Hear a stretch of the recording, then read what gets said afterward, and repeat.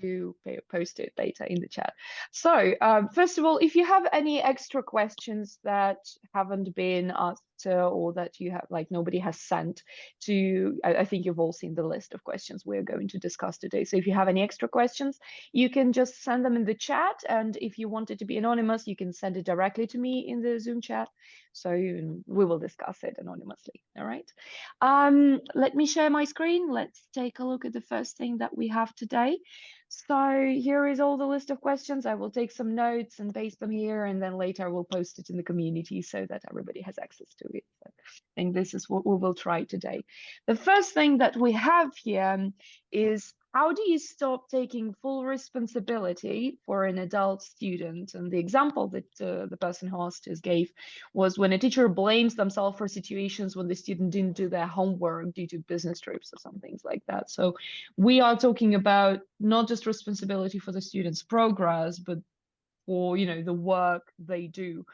Have you ever had this kind of problem? Have you ever felt that you blamed yourself for, you know, your student not doing enough work, or any kind of situation, you know, when maybe your student didn't have enough progress or anything? Who would like to talk first? You can raise your hand, or, you know, use the reactions if you want. Okay, Anastasia, thank you. I can. Actually, I wanted to say the first thing that I'm not only a teacher, but actually a mentor, and that's why I'm here, because I need a real support from very strong teachers. So I follow Alona, and I know her really well because I have taken part in her course.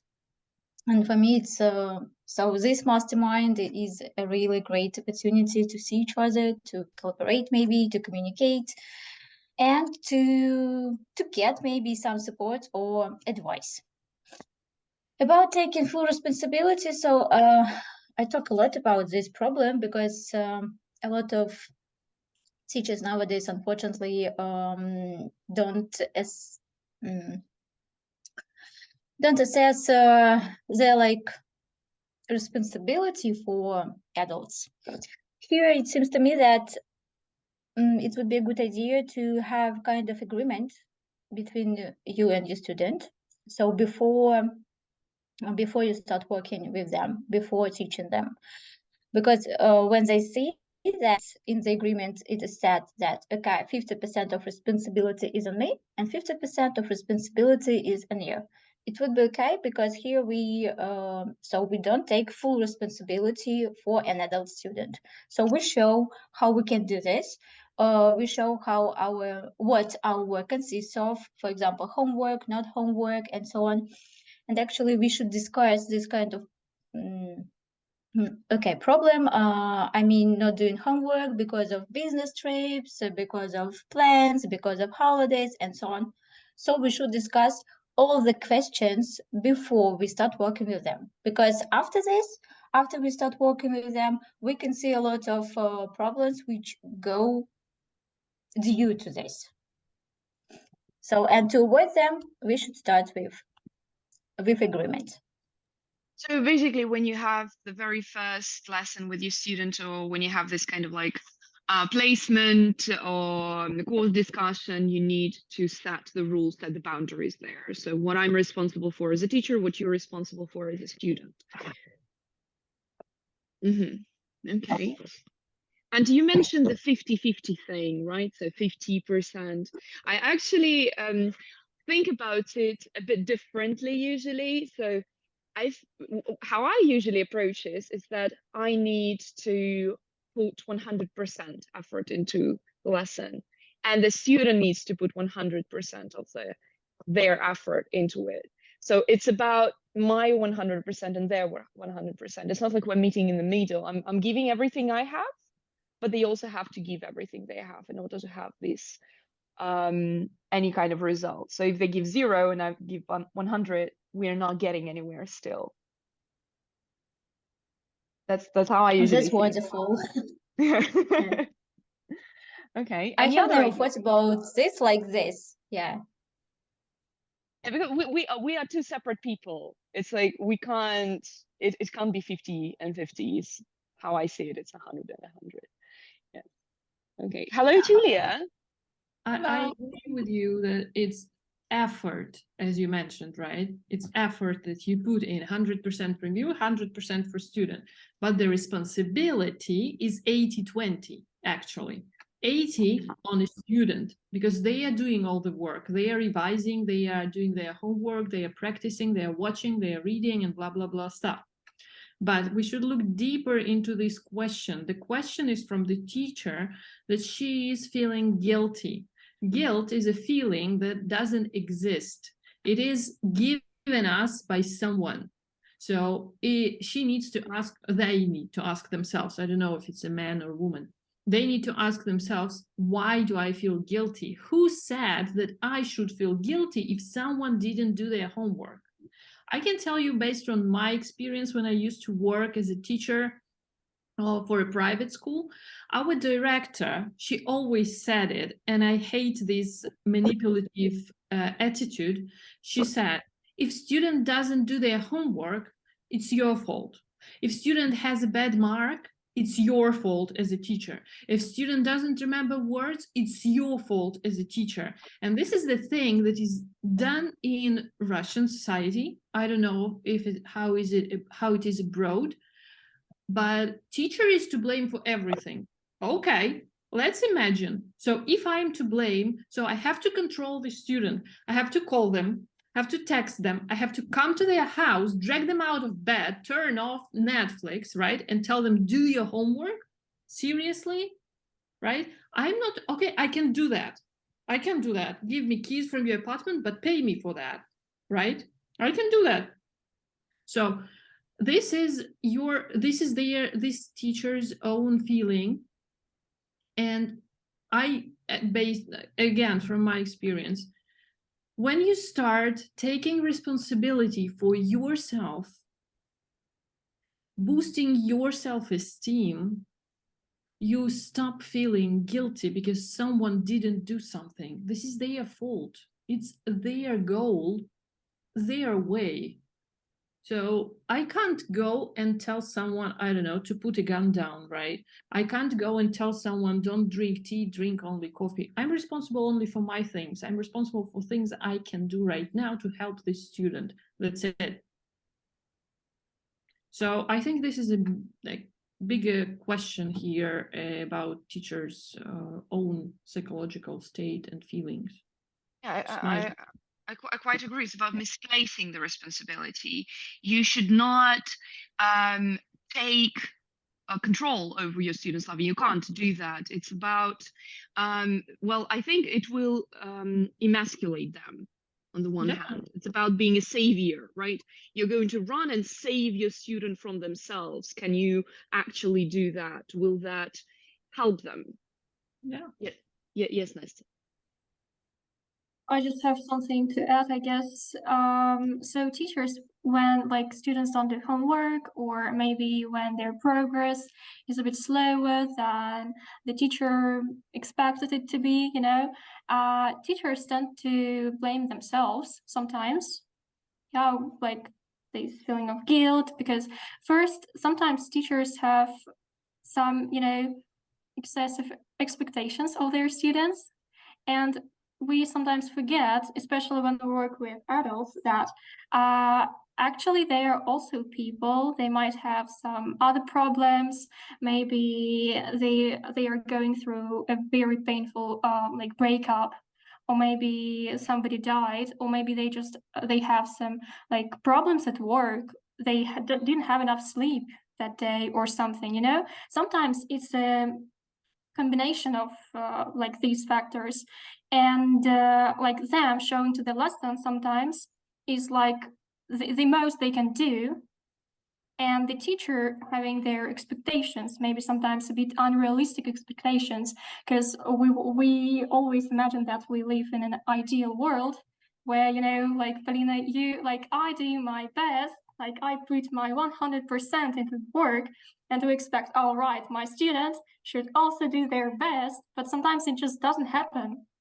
And maybe lowering our expectations, maybe asking your students sometime, like, actually, that's what I did just yesterday. I noticed that one of my students, he started showing up a bit later than usual, you know, like 3, 5, 7 minutes later. And I just like asked him, is everything all right? And he's one of these people who left the country just a couple of months ago. And I guess that he's that he's experiencing lots of maybe I think that he's quite sad because of that, because I know that he wants to go back to Russia, and he's not sure about his work, and he told me just that sorry, I'm just not feeling it now, not about the lessons but in general, like I don't want to do anything, I don't want to talk to anybody, and like that's understandable. So maybe sometimes just we need to breathe in, breathe out, ask our students maybe there is a problem, and just stop pushing them and ourselves to, you know, just, oh, all right, I'll stop here. Yes, Osama. I want to add that I think of my responsibility as a teacher is to make everything clear and to motivate students to study and learn and be better. But it's very frustrating to think about that I'm responsible for their actions. I mean, I can't make anybody do anything, especially when dealing with adults. So when I feel that there's some don't do homeworks or there are some shortages from their side, I try to think about what I can do, how I can make things clearer, how I can motivate them, how I can show to them the importance of practice outside the class or outside the lesson, and that's it. But people also have circumstances, as Nastya said, and they have their own. So I for example, I keep doing this a lot, but I'm taking a Russian course and I'm very active, but I haven't done my homework, for example, for 2 or 3 lessons, although I'm really active. But I've been really busy. So I understand people are busy, even if they are very active and very hardworking. Dealing even with the school students, I think the responsibility of their parents, not for the teacher to do the homework. The teacher has to make things clear, and that's all. Actually, it's funny that you mentioned this perspective of yourself as a student, because I used to study German. I gave up some time ago, but I started German with a teacher for like 2 years, and I was the worst student ever, I feel. I was the student that I would never wish upon anybody because I never ever did my homework. Could I blame my teacher for the fact that I never did my homework, that I never learned any words? I always came unprepared to the lesson. Of course not. How could I blame her for that? It was Actually, I not her apologize. responsibility. And yeah, and you apologize, like, oh, I'm so sorry. I will try my best, but I mean, at least I'm here. Yeah, so at some point when I realized that my students were not doing their homework, I was just a beginning teacher, and I took it very personal. Like, oh my God, they're not doing their homework. This is so bad. This is a personal insult to me. They do not respect me as a teacher. That happened at some point. Then what helped me is to just let it go. And I thought the best student is the one that showed up. That's it. They showed up. At least that. They made some Especially if they are effort. really They're busy, they here. have circumstances, but they could still make it to the lesson. This is really something to appreciate. Yeah, they could be doing something else. They could be working. They could be seeing their friends, but they showed up. So okay, great. We are already here. We are studying. At least this is, you did something, and that helped with, you know, taking that kind of pressure off myself and start misplacing this responsibility over my students. So for those who came late, hi everyone. Hi Araxia, Maria, Julia, Yelena. Very happy to see you here. What we're doing here is we're discussing the very first question: how to stop taking full responsibility for an adult student, especially when it comes to them doing their homework and things like that. If you have anything to say, if you would like to add some ideas, share your personal experience with this, please raise your hand or signal with the reaction, and you will be given the opportunity to speak out.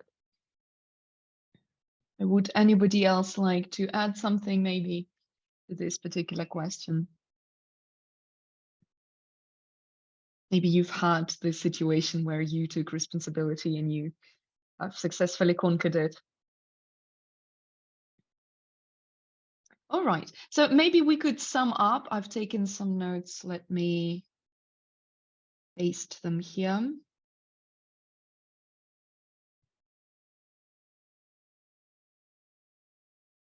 Okay, so this is what we discussed, and this is what we came up with. You cannot take responsibility for your student and their actions. When you do that, you emasculate them. They are adults, and it's their choice and their decision. And also, you can try to show them the importance of practice outside of the classroom. So if you discuss with them why it is important to do their homework and so on. What I could add here as well is that sometimes I see and I feel that teachers may give homework for the sake of giving homework. And sometimes there is no actual purpose of that homework outside of, just giving them something. So when you give them homework, do you explain why you're giving it? What will it result in? What kind of benefit will they get for doing that homework? Maybe that's another thing to consider here. Yes, Susan. Yeah, I do this all the time, actually. I tell my students that 2 hours or 3 hours a week of any language is not enough, so you need to practice, and homework is like some kind of guided practice. And if you notice in my lessons, I always don't call it homework. I like it home practice or something like this, just to give them the impression that you're actually practicing the language, and I'm guiding you on doing it. There can be some negative connotation. So when you say homework, they may have some kind of triggers. Yeah. So renaming it might intentionally call it home practice, or something like this. That's very interesting. Home practice or extra practice, maybe something like that. Yeah, that's fine. Another thing that I sometimes do is I ask my student, how much time can you devote for homework? So we're going to have 2 days between our lessons. How much time can you devote to an exercise outside of the classroom? They say, I will have 15 minutes. So I give them a 15 minutes worth of exercise. So I do not give them more than they can chew here, basically. So that's maybe one more thing. You could try asking them how much time they can devote to it and giving them something that will fill their time. All right. If there is anything else to add here, or should we move on to the next one? Okay, so then let's talk about the next one. What are some new trends in ESL? So I think, was that Alona? I think you asked that question. Yeah, it was my question why I asked it. Because last year we could see that a lot of teachers started talking about using authentic material, right? Teaching dogma style. I can see that now the trend is, well, what I see. So I wanted to ask what others teachers feel and see, and what are they thinking about. It seems to me that now teachers actually are not afraid to start using teachers' books, because it was also a trend. I don't use teacher's book. I can do everything by myself. And also the other thing is that teachers tend to, I don't know, they understand that there is no strict rule, and teachers start analyzing, reflecting, and trying different things and adjusting methodology to their students' pace, their students' goals. So yeah, this is my question. Is there anything else? Or maybe I'm mistaken. What do you see around in teachers community.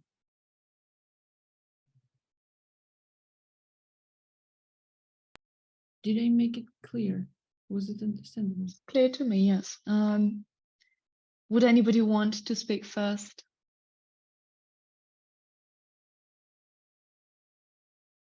I can start. Actually, like you mentioned that last year people started using teachers' books. I think this is a recurring theme. It's like sometimes more experienced teachers will say that using a teacher's book is lame and it's not cool, and a great teacher can, you know, come up with their own materials and use, you know, jumble all the different resources and, you know, take a bit from here and a bit from there, and you don't need a course book, teacher's book, sorry. But yeah, that's I think that's a recurring theme. What I noticed about last year is that the trend that kept reappearing in different blogs and forums was micro-learning. And I don't know how that is, if that is still relevant today. Like people talked about it last year all the time, and then I think that kind of died down. So micro-learning was also a trend that I heard. Does everybody understand what it is, what micro-learning is? Anastasia, I see you nodding. Can you tell us what you heard about?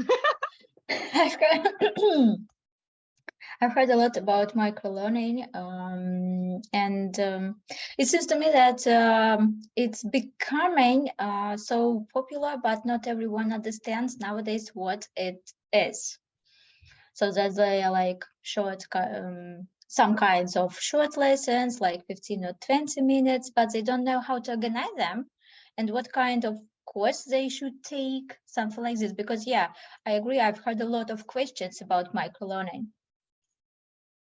So it seems to me that people are so interested in this, teachers. Has anybody tried micro-learning actually themselves? I'm not sure about microlearning. I mean, maybe I don't really understand what microlearning means, but I have tried it once or twice before. It was like a trend kind of, and they okay. One interesting thing was really popular, like WhatsApp calls, like for 15 minutes or 20 minutes, and I was doing it, and I really enjoyed this, and my students saw the results. So I prepared some kind of materials, so vocabulary. I asked them about what I asked them their interests, so what they would like to talk about, and sometimes if I see that they made some mistakes in grammar, so I could highlight it and I could explain it, give some extra tasks if they are interested in this, and so on. So some students were interested in like everyday calls. Some of them were interested like in 5 times per week or 2 times per week. So it depends. So yeah, it's like giving them extra possibility for the output to channel, you know, the language, to expose themselves to a bit more speaking and listening throughout the week. I gave them some extra like exercise. So I asked them to record a voice message about their like weekend, so what they did, why it was so important for them, and so on. And then so I connected like this topic with the next topic and so on. So it was really interesting experience. I've seen other people doing that. I've seen some other teachers doing that, and I think that could actually be something that is becoming more popular. I know that some teachers create some kind of courses how to do it, right? What else I wanted to add? That it's not for everyone. I mean that if we start doing it with some of like beginners levels, so maybe we would fail. Well, if it's just a short 5-minute call to help them, you know, get used to speaking and like beginners will have a lot of barriers, speaking barriers, that will have this like beginner's block for speaking, that could, if it's just a very short call and it's scripted, like you call them, hey, how are you? I'm fine. How are you? I'm fine. Just a scripted call, that could actually work, and that could ease them into getting outside of the script, start to improvise a little bit. Yeah, That so that I agree might that there work. is no time to, there is no time to think, to plan what you're going to say, and also that there is no time to be nervous like this, because when we have like 60 minutes lesson, okay, you can be nervous like all the time, but you can speak slowly, we can wait for some time, so we don't hurry. Osama? Yeah, I just wanted to comment on Eliana's question regarding textbooks or teaching books, that teaching books are also written by teachers, very experienced teachers who are qualified to write books. But, and I like the ideas, many ideas that I find in textbooks. But the point is that sometimes the ideas are not relevant to what what my students are interested in, or what I am interested in. So it's good to take, for me, I'm open, although all my lessons are not from textbooks, but I'm open, of course, to ideas from textbooks. They were written by teachers, and they contain very, very good ideas. Sometimes they inspire me to even add things to them, and so on. So I wouldn't see any problem working from both textbooks, teaching books, and also creating your own thing that you love and you think that students will be interested in. Alona, you also mentioned authentic realia, using some kind of authentic materials. From what I've noticed, that more and more teachers are creating lessons or short courses based off TV shows and films. So I don't think that was that popular like a few years ago. So maybe that is another thing that is, a recurring theme that we can notice among content Not creators. something that you'll find in a textbook. No, that's true. But then not very many people know how to approach that. Like, how do you actually create a course or a lesson based on a series or a film? Has anybody here used such materials with their students, actually? Have you had any lessons on discussing a TV show, maybe an episode or a film? Maybe watched it together. You have? Yeah, I do it constantly. I have a student who likes watching shows on Netflix, and he likes documentaries. So thanks to him, I watch more than I even like or I want to. But these are topics that are interesting for him, so I broaden my knowledge as well. Okay.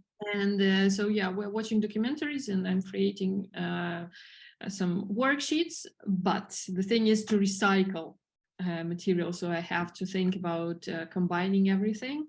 So we could recycle some vocabulary which was in episode of one TV show and in another, and also how to place these words into his real life and his profession. He's a dentist, so when we are watching something about football or basketball, so we have to keep this vocabulary going. Well, right, because a ball can knock a tooth out, and then a footballer has to go to a dentist. Yeah, okay. But that comes at his request. It's not something that you are bringing into the classroom yourself. It's at his request. Both. Sometimes if I see something that might be of interest for him, or I come across some interesting episode, so I ask him to watch it, and if he likes it, we discuss it and I create activities. But from his side, he likes Love, Death, Robots. Lately, he's been asking me, watch this episode, I want lesson based on this episode, let's discuss this thing. Okay, they're short and it's fine, I can watch it. Yeah, that's okay. So yeah, we've been working together for 5 years almost already, so it's like you know, by more friendship stuff already than teacher Get student. brilliant ideas from students. Huh? I'm saying you can get brilliant ideas from students. There are many lessons that I created from ideas that were inspired from what students say. Because it's their needs, right? And it's very cool when student is not afraid or is not shy to tell their teacher, like, let's discuss this thing. It's very nice, and you feel engagement from a student as well. Yeah, it's great. They are invested into this. They're invested into learning, and yeah, I know what you're talking about. So, if we could maybe try to sum this up, this is what I have. Some of that you mentioned yourself, so that will not be very useful to you, but maybe to others as well. So I'm just writing everything that was mentioned here. And okay. Using teachers' books. Actually, back to this one, short WhatsApp calls with your students. I also saw that some teachers just chat with their students every day. Like they send them messages, how you doing? What's your plan for today? So it's not only about calling, but it's about texting with your students. And that could also be part of the course, could also be part of the program. I've seen people do that as well.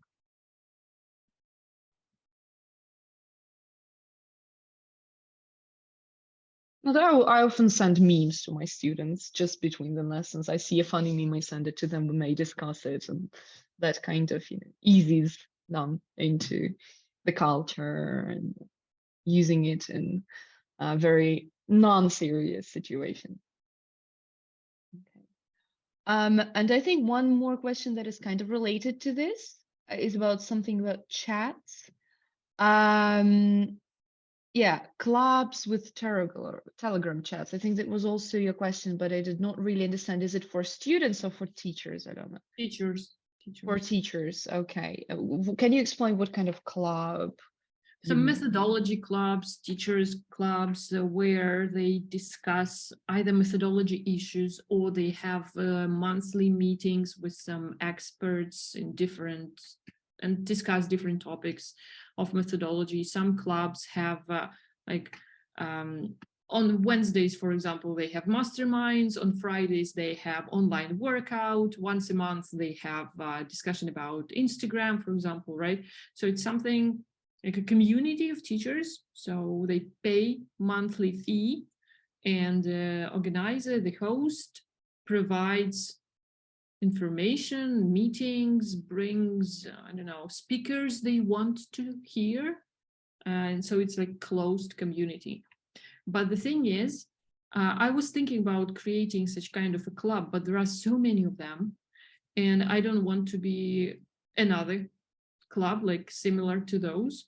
The thing that bothers me is this Telegram chat, because when it's around 120, 200 people there, they chat constantly, right? And you go to bed and there are 10 messages in the chat. You wake up and there are 500 messages in the chat. Who's going to read that? And they can be discussing interesting questions, even if you follow the thread, right, with replies, still you get lost among all the kittens, cooking, and I don't know, everything else. They're discussing their private life there as well. So what do you think about these kind of chats, and don't they bother you? And would you join this club, this kind of a club? Do you like these chats? For example, Amazy chat is quite different, right? We just discuss, we share our lessons. So it doesn't get very personal. Yeah, we don't really talk about personal stuff. Yeah, but imagine if we were discussing something, for example, our cases, our students, our materials, our preparation, and for example, you were providing some expert information all the time, and all of it happening together, at the same time. That can get pretty messy, yes. I see your point. Osama, you wanted to comment on that. I just wanted to say that these things are really annoying. When I participate in channels like this, I immediately leave. When I see people talking about a lot of different things that are not really, I don't read the messages. I mean, sometimes, yeah, I find 500, 600 messages throughout the night. So this is crazy. I prefer if people talk about the specific topic or theme that we're discussing, and talk about things and just say valuable information, not just stuff. So I agree that this is something extremely annoying, and I immediately leave when I find the group is like this. Now that's what I wanted to share. So what would be the decision? Like these communities, I think they are, well, they are popular, right? And they are right now because Russia can't take any, teachers from Russia can't take any Cambridge courses, right? So it is needed for teachers right now. And this kind of closed community where you can like continue your professional development is quite valuable right now. But how to avoid chatting? How to avoid this chatting? What else can we do? The moderators should put some regulations regarding the topics, and if anyone talks about things that are not very related, start talking about personal things or things happening during the day. I think it's the job of the moderator to regulate that. But if there are 50 people and, for example, 30 of them have cases and they want to discuss their students, right, or lesson planning or something else, we can't stop them from talking, right? They paid for that and they want to be heard and get the advice. Organize a call and discuss it in a call. Every day? Will that happen every day? I highly doubt that. People have questions every day, right? Mm-hmm.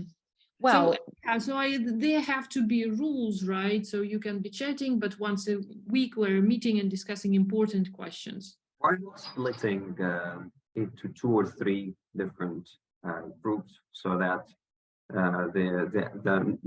the number of messages are not that large or that huge, so they can be distributed to 2 or 3 groups, then again we limit their possibility to talk to more experienced teachers, for example, right? To others in this community. So you could issue, but you could set the time limit, so you can send a message every 2 minutes, for example, so they do not start,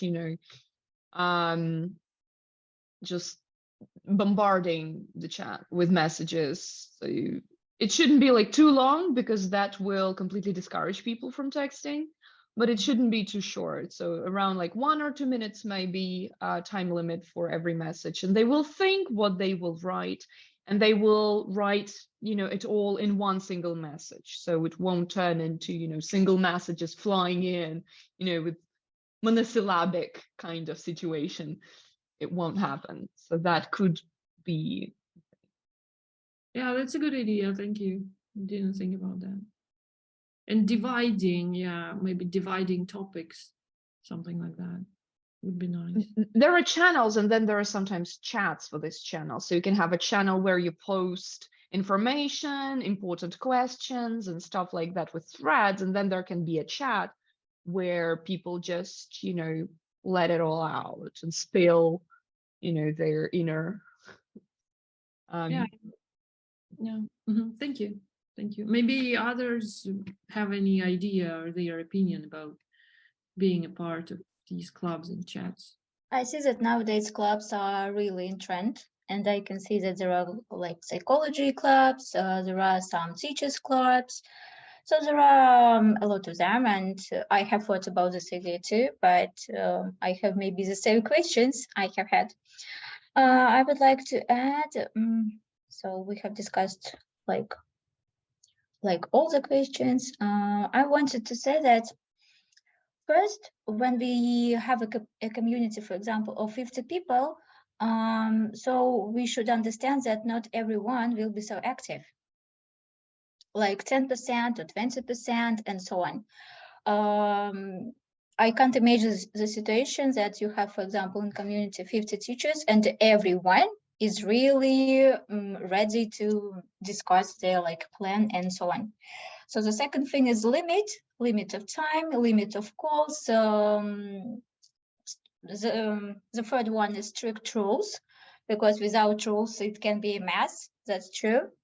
For example, not discussing personal life. For example, what's your favorite animal, kind of, yeah, or I have a kitten, something like this, because I see that in some chats it's really messy like this, where they discuss some kind of personal information. And payment. The higher the higher payment is, the more responsible it seems to me the teachers will be, and they won't miss an opportunity to be involved in some kind of meetings, masterminds, and so on. And you will see that it will be community of people who are really ready to work, not just to see what is happening there, and to see and not doing anything. Thank you. Thank you. Okay, well, I think we are done with this question. I think let's move on to this one. How do you create groups? Find students to study in groups? How do you find students in general? That's a very rather recurring question. A lot of teachers have that. So who would like to share how they find students or how they collect students into groups, if you have this experience?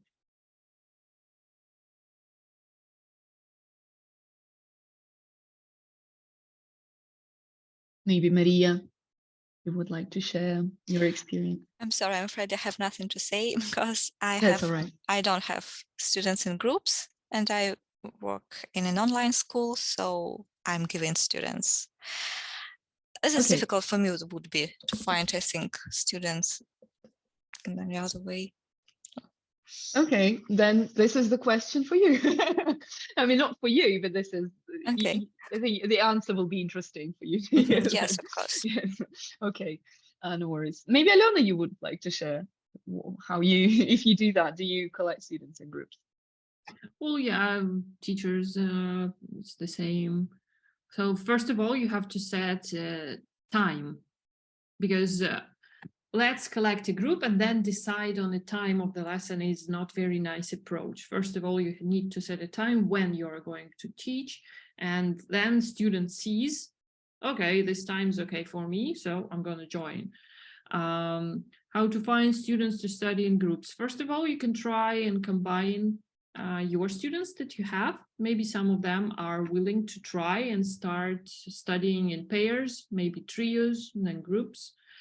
For example, you have a pair, then you can say, I'm looking for a third student to join this group. We are studying using this course book at this time. This is our schedule.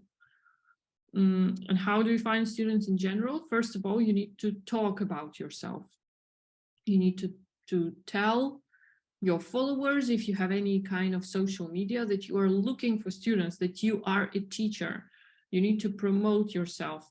So you can use these famous websites, which we use, but there are a lot of online communities where teachers post, like, I have a student, but I don't have a time slot for this student. Is anybody willing to teach this student? So like, I can see these advertisements every day, sometimes 2 or 3 in a day in online communities. You can post, if you don't want or you don't like to use Instagram, you can try and promote your VK page. There you have clips as well. You can create your website, and you can ask your friends, your teachers, to spread the rumor that you are looking for a student. And you can start looking for students offline, but teach them online. You can do that in your city. So you can print out small, I don't know, leaflets about your groups and put them, for example, in a gym where you know your clients might be. Your clients, like so there are different types of gyms, right? Different value. So you can choose where your client is. You can put your leaflets there. Of course, you need to ask the director or administrator. You can do the same with your business centers in the city. You can post an ad in social media groups of your city or social media groups of your target audience. For example, you'd like to teach young learners, or so you're gonna go to mom communities, right? Or if you'd like to teach adults, you think of what type of adults you'd like to teach, and then you can join their communities. So immigrant communities are quite popular right now, and you can promote yourselves there as well. So there are a lot of, well, I even have the whole webinar, so I can talk about it for an hour, where to find students. So these are basic rules. And the thing is, you just need to start. Not start thinking how, but start trying and doing at least something that comes to your mind. This is it. It was my question, and actually all the answers I know, but I'm so I'm so glad that you have shared your experience. I just wanted to to understand maybe if I missed something, because every day teachers ask me this question, and every day I say, promote yourself.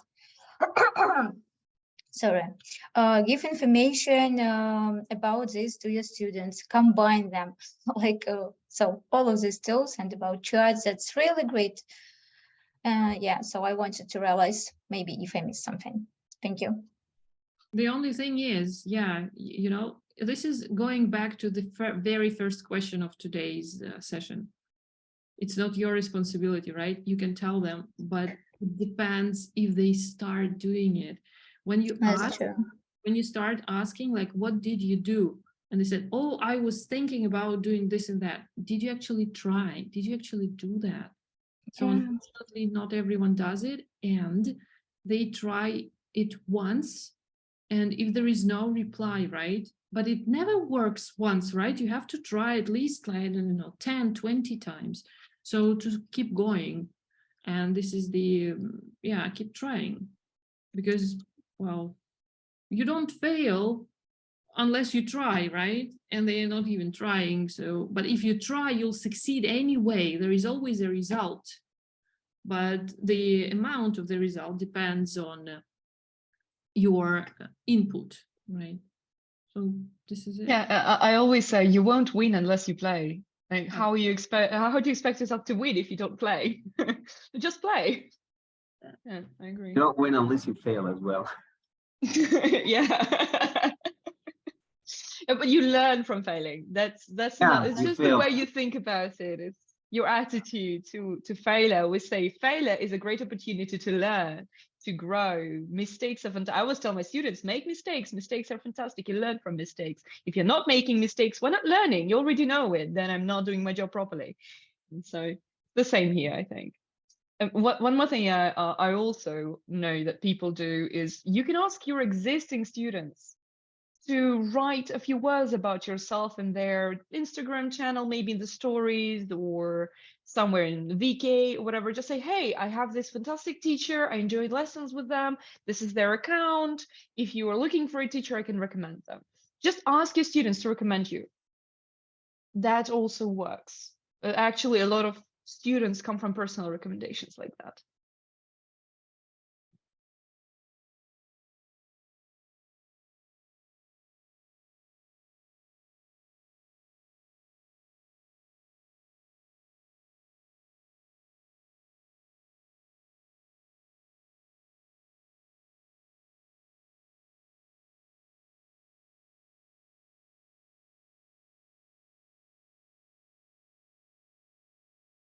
Okay, I think we can talk about at least one more question.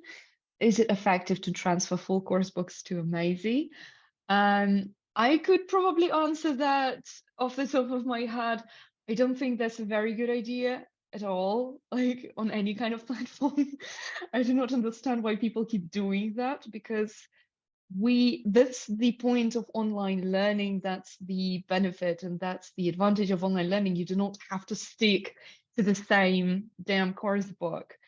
And we talked about using teacher's book and stuff like that. And yes, it's great to use a single course book, but you also tailor your courses and your lessons to a particular student. And then if you just transfer the whole course book to a platform and sell it like this, the person will still change it.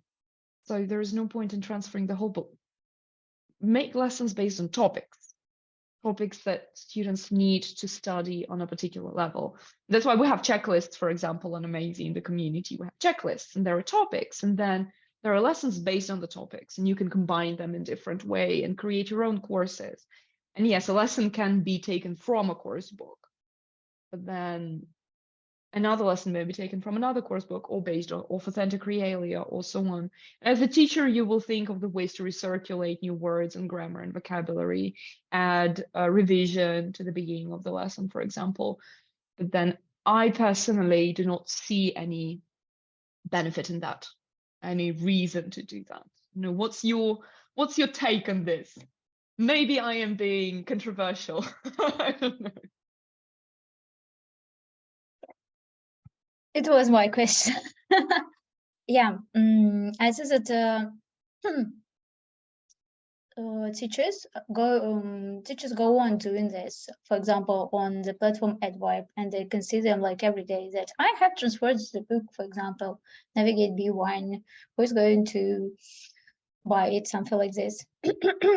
In one way, so it saves time.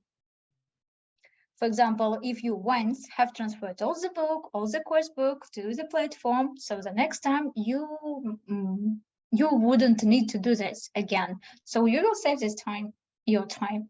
But of course, transferring all the course books, it's too time consuming.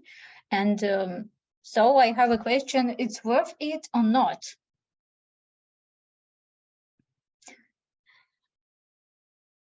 I think it's not. I think it's not. I think it negates the purpose of tailor-made learning, and you will spend a lot of time doing it, a very long time doing it, and then will you actually look through it? Because from what I heard is that those kinds of courses that have been transferred, they have a lot of typos, mistakes in them.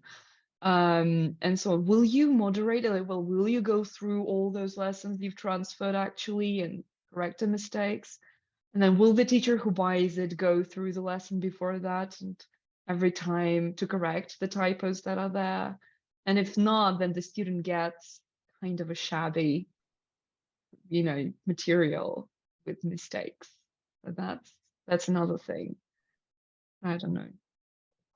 Yeah, and as you said, it's not that we teach the same lesson to every student, right?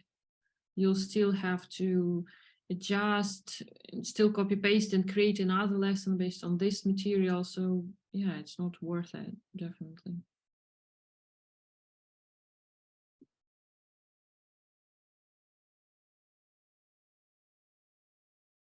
Okay, so would anybody else like to add anything to this one? Maybe somebody here has experience of transferring books to a platform and that went very well for them. Okay. And I think there was a question about insomnia, not related to teaching, how you deal with insomnia, if you've ever had any. So anybody had insomnia maybe, and how you dealt with it? Trouble sleeping?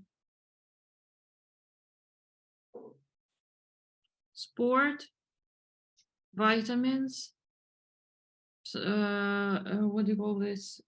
It starts with M. Minerals? No. Not Metabolism? not the one that you not melatonin. Is it not melatonin? Yeah. Melatonin, I think it is. Melatonin, right? Yeah, not the skin one. Yeah. Melatonin, yeah. That was so sport, melatonin, vitamins, limit gadgets before going to bed. And you know, I bought lavender spray for the pillow. Oh, it's amazing. It helps to relax more, and well, I kind of drift off faster. Yeah, it also helped me to meditate, kind of. So what I used to have trouble falling asleep. I could, stay awake for hours in bed, just tossing and turning, not being able to drift away. And what I did was I started to meditate, but it was my special kind of meditation. So what I did was I was lying in bed, like I took a very comfortable position. Usually I lay on my back, and I would imagine my mind traveling through my body. I started with my toes on the one leg, on the one foot, and I would imagine turning the lever, like switching off light in every single part of my body. So I would switch off light, turn off the electricity there. I imagine myself being there, turning off the electricity, and then moving further up to my calf, to my shin, turning off electricity there, then to my knee, turning off electricity there, and this then all the way. And as you do this, as I did it, I could feel my body relaxing and just, pushing down into the bed, into the mattress, just being cocooned, in that. And as I got to my head, I completely fell asleep. Like that really helped to, that's kind of a meditation that I did, so that might work as well to somebody. What I do is I normally read until I fall asleep. If I can't sleep, I just grab the book and read until I feel really tired. That then your eyes you stress your eyes. So what I started doing, I listened to an audiobook. I do not stress my eyes at all. They are closed. I listen to an audiobook, and it's like a bedtime story, and it lulls you into slumber. So that's also. But you know what? There is a drawback. It gets interesting. And I was reading till 5 a.m. It got interesting and I just didn't want to fall asleep. So I was reading. When you read it, but when you listen to it, it lulls you, even if it's interesting. Yeah. I've had that. Like I was, oh my God, it's so interesting. And then at some point, it's like, oh my God, I'm already sleeping. So just turn it off. And then in the morning, it's like, when did I stop listening? Like, and I have to go back. That's the drawback. You have to go back and you have to find the point that you still remember, because at some point you stop registering what you're listening to. Listening is better than reading, because then you can drift away. All right.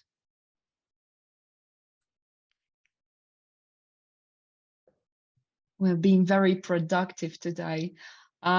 Should we finish here, or do you have more time, like everybody who's here right now? Do you have more time, maybe half an hour, to discuss other questions? We can vote. Who would like to discuss more? 1, 2, 3 people. Okay, Alona, you have to go. And Araxia, how about you?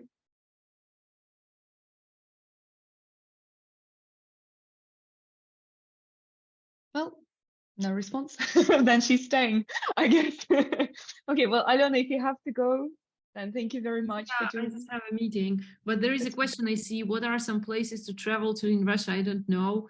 I can ask to that question. Yeah, but please come to Surgut, come to Siberia. I will really be glad to see you here, because it's really beautiful here when it's -20, -40. We'll find inside, maybe. you just need to have a proper jacket, and then you can go sightseeing, and that's nice. Yeah, there are some nice places. Some very interesting food that you can try here as well. Yeah. Thank you. Okay, bye, Alona. Thank you for joining. All right. Well, the rest who's left, let's keep talking. Maybe some other ideas where we can go. Russia, what I know is that actually I would love to go there someday is Psol. Am I right? Is it Psol? It's not far from Moscow. And it's a small kind of like town, villagey thing. And it looks like, a fairy tale book kind of Russia, with all those old wooden houses with beautiful window frames, the classic Russian window frames. And old-timey street signs and street lamps and shops, restaurants. It's a very fairy tale bookish kind of place, the Russian way. And of course, it's very nice to go there in winter because you know, classic kind of Russia situation.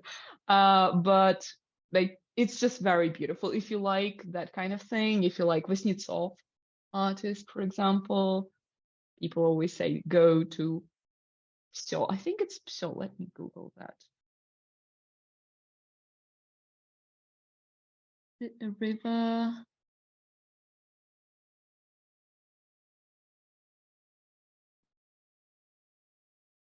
Maybe I'm. Well, speaking about fairy tale Russia, I've just remembered between Voronezh and Lipetsk, somewhere there is a place called Kudykina Gora. Ah, yes. You heard about it? Yes. I haven't been there. My parents were there like 2 years ago, and it is amazing. It has a lot of beautiful sculptures, just enormous sculpture of a dragon or something, I don't know, Yeah, Zmei a three-headed dragon from yeah, Russian fairy tales. that's it. And it makes some sounds and fire. Yeah, that is so great. And you can rent a house there and live there somewhere, because it is like in the fields, right? Like you can see. Yeah. It's a very big It looks place. massive, but I guess that those are the angles. It's not that massive, I think. Yeah, they have this like not castles, but yeah, like ancient buildings, something in this style. Cool. Looks very cool. I've always wanted to go to Kizhi. That's another place. I don't know if you've heard of Kizhi. Yes, of course. Kizhi is historical. Yeah, and Karelia in general. They have this place, this building, and it's just amazing. It's art, as it is. Okay, I could not find the name of the city. I will just paste it after we finish talking. Any other suggestions where to go in Russia? In Karelia, there is a place like, if I'm not mistaken, it's called Ruskelia Park, something like this. A lot of people say that it's really enjoyable place. Ruskelia. Yeah, kind of. Or Ruskela. Yeah, probably. Oh, what? Are you serious? Oh my God. Oh, damn. Why did I have to immigrate? This looks great. Okay, I'll I'm post sorry, that. where are you now, Paulina? I'm in Serbia for the time Serbia. being. Yes. Ruskelia Park. Okay. And last summer, I noticed that One Direction, like Dagestan, it became really popular. So there are a lot of tours in summer to Dagestan, to Makhachkala, and to other cities. But then, yeah, the nature there is just fantastic. Yeah. Okay. What else do we have here? How do you collaborate with each other on creating lessons in the community? So that the question was, if a teacher downloads some lesson from the community and they adapt it somehow, they change it, they sort of improve it. I don't know if we can use this word. They change it, they tailor it maybe. They add design or maybe extra exercises, and they want to share it with other teachers as well. Can they do that? Can they post it to the community as well? But I mean, it's based on a different lesson from another person. So how do you do that? How do you approach that? What do you do in this situation? I have never done it, but I have heard a lot of kind of quarrels between teachers because, for example, in one of teacher online community, something like this. So about AdVibe platform. So it was so interesting to see how teachers can't agree with each other because one has posted it, another one has changed it and has shared it for payment. So it seems to me that if you want to change something and if you want not only to share it with your students, but also you want to sell it, you must ask an offer first. Yeah. Like, don't you mind if I do like this? If you mind, okay, I won't do this. Or maybe I will pay something. Yeah, like you can share the spoils. So you can split the profit between each other, right? You can offer them some kind of commission for that if you're selling it. If you want to post it, maybe you could, what I would do is I would, of course, contact the teacher first and say, hey, I have updated your lesson and I also want to share it. I would send them the link to the lesson first, and I would say, maybe if you want, you could take what I did and just update your lesson that you posted if you want. Or I could add, a link to your profile in the lesson itself and say, so this lesson was created in collaboration with the first line in the lesson, and that's what I would write. This lesson was created in collaboration with this teacher, and a link to their profile. I think that would be the perfect thing to do. it seems to me that we have one global problem among teachers, that teachers compete with each other. Instead of competing, so they can collaborate and they can recommend each other.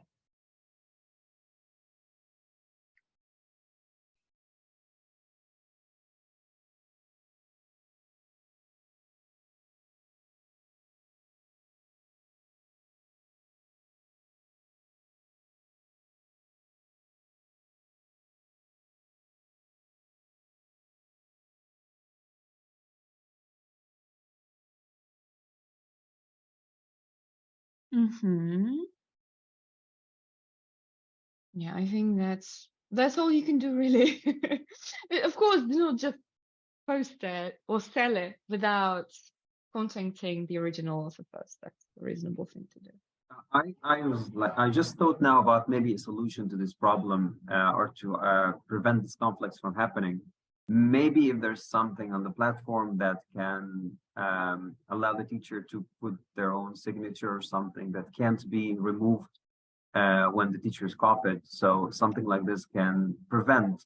I'm not talking here about collaboration, of course, but I'm talking about people taking the lessons of other teachers and selling them, as this case. This will not happen, but this will not happen because we moderate. Where before a lesson can be sold on our platform, for example, we look through it and we check that it hasn't been copied. So that's preventable. And also, if we see that somebody has, sometimes people do that, and I think they just misclick the button, or they are not yet familiar with the functions of the platform. So I see that sometimes some new users on Amazy, they publish in community somebody else's lesson. And I think that's because they accidentally clicked, or they were playing with it and they clicked share with community. And we just delete it. That's it. If we see it, we delete it. That's it. So there is a moderation there. But we cannot add, and we will not go into add any kind of, watermark signature on lessons, because that's the point of Amazy. You can save a lesson from the community and you can change it, tailor it to your student. It's about publishing it that should be restricted, probably. But then if you change 80% of this lesson and you keep 20% from the original lesson, is it the same lesson or is it a new one? Can you sell it? We believe that it is okay to share it and to sell it if you changed at least 80% of it and you kept the 20. That's what we think about sharing. That's our idea. It's okay to take, change, adapt, reuse, and send it back again, right? But to publish and to share, it of course has to be, very much changed, at least 80%. Yeah, your moderation is really amazing. If you compare, for example, the same Progress Me and Amazy is a winner. That's true. I don't know why more teachers use platform like Progress Me if they have Amazy. I don't know. I see. Yeah. So first, when I have just went online, I couldn't see any tools. I couldn't understand what kind of platform I can use. And first, I took a look at Progress Me, and for me, for a beginner it was okay, but then I could see that it doesn't work really well. And when I started to see another tool, so I faced Amazy. And of course, when you see Amazy and when you have like progress made, so Amazy is the winner. That's true. Thank you. That's very nice to hear. I think it's because they were the first. They happened to be the first out there, and we have a very small team, and we're growing at a very, natural pace. So that could also And you're be doing very... your best. So moderation, communication. So you don't miss any questions. So that's really cool. Thank you So so it's much. like an example how people must do it. Thank you. It's very nice to hear. Thank you for saying it. Really appreciate it. It being acknowledged, it means the world, really. We will continue to try our best. As well. Go on. Okay. I think let's discuss one more question and then we can finish for today. Okay. So, what are some creative ways to use existing tools in the lesson builder? Maybe you can share. I guess you're all creators here. You've all created lessons in Amazy. Have you used any existing tools or some creative ways that you could share?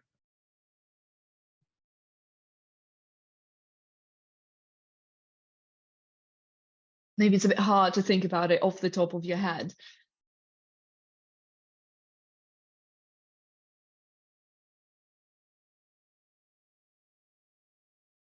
I have a question. So Yes. why do you need any creative ways to use existing tools? People like to be creative. People like to come up with new stuff. It's just that sometimes you see a person using an existing tool in a way that you never thought they would. And say, whoa, I can do that. I never thought of it. This is why we actually have this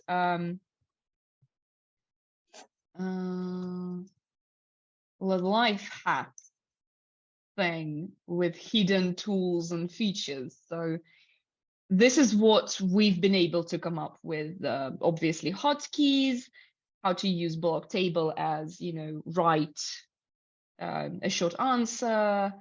This is just a feature of the platform, not a life hack. This one that you can use block media to allow your student to upload. So basically, when you add, I can explain here. So we have this media thing, right? So this allows you to upload photos, videos, PDF files, PowerPoint presentations, whatever, to the platform. You can just not use it at all and use copy paste or drag things onto the platform. That also works. But you can use this as well. And if you decide to do this and you just click cancel, the button will stay and it will stay in students' view. And your students can click on it. And your students can upload their own photograph or screenshot to the lesson. So, for example, you can ask them to upload a screenshot from an external grammar exercise that they did with the results, or a photograph and then ask to describe it, or to say what's in it, something like that. So the problem with this thing is that it can only be clicked once. So in student view, if your student clicks it and uploads something wrong, they cannot re-upload it. So it doesn't work like that. This is a loophole. This is an actual, what do you call it? You are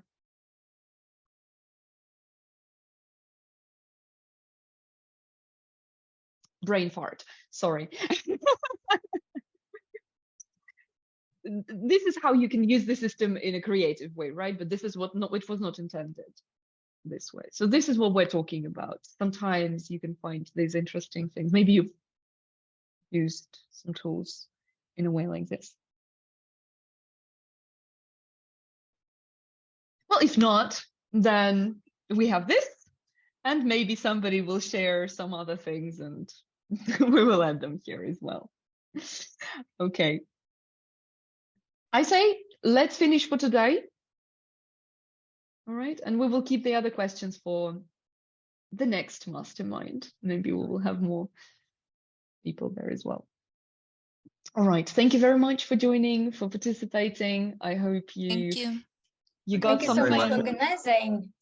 It's not easy to get all the teachers who want to join the Sometimes, mastermind.